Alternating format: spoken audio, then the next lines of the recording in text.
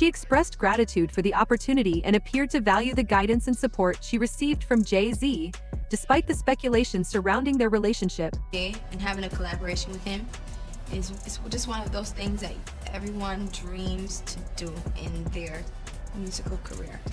And here I am at 19 years old with the #1 single and featuring JayZ. It's just, I can't fathom it sometimes. It's just too much for me to, it's overwhelming. Rumors began swirling about a secret relationship between JayZ and Rihanna, even while he was married to Beyoncé.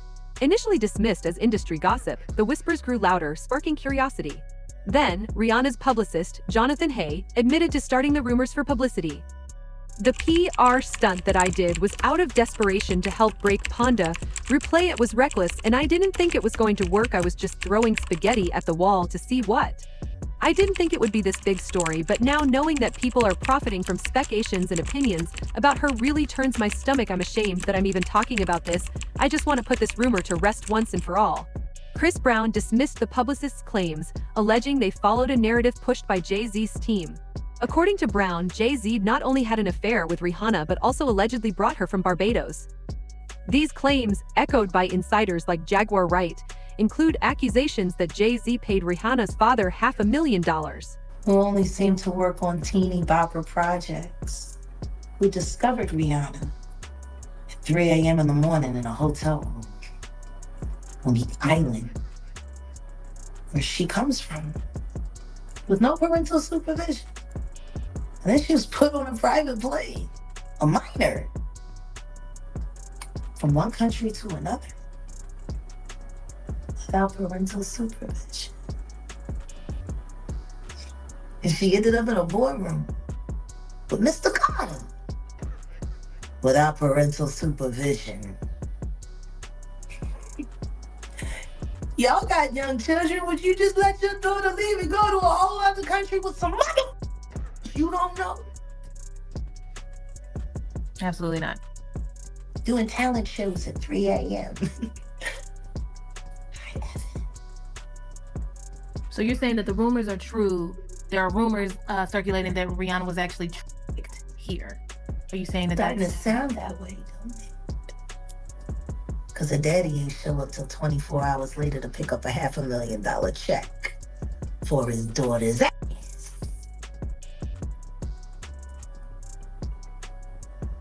Maybe we should look more into that album, Auntie.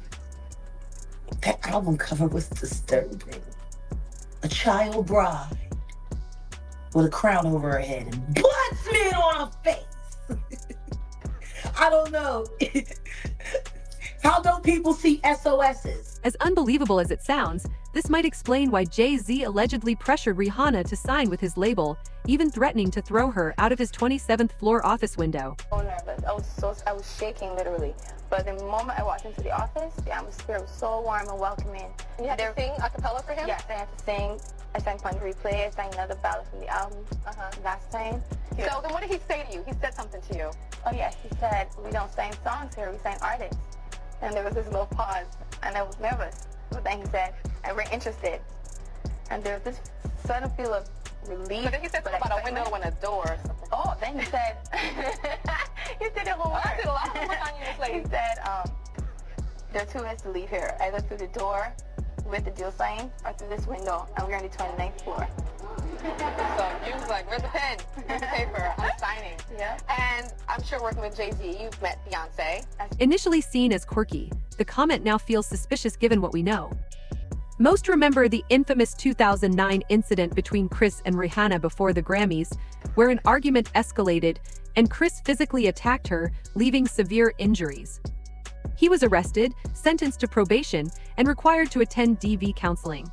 Over the years, Chris has publicly taken responsibility, aligning with Rihanna's account that the fight began after she confronted him about cheating and hit him first. "I called him in a lie and he wouldn't tell the truth and I wouldn't drop it. I couldn't take that he kept lying to me, and he couldn't take that I wouldn't drop it. It escalated into him being towards me. It was ugly, I was battered, I was bleeding, I was swollen in my face." Rihanna admitted their relationship was toxic, describing it as dangerously obsessive. For years, Chris agreed with the story that he snapped after Rihanna caught him cheating, but he's since hinted there's more to the incident than people know. When Chloe Bailey faced backlash for collaborating with Chris, fans criticized her for working with someone with a controversial past. This pushed Kris to lash out, throwing shade at JayZ and claiming the full story hasn't been told. "If I all still hate me for a mistake I made as a 17-year-old, please kiss my whole entire ass. I'm effing 33. I'm so tired of why all running with this narrative. You weird people are the same ones that tune in every week to see Blueface and Cran beat the F out of each other in front of the world. But that's okay, it's entertainment, all lie. All can suck my D," disrespectfully. He continued.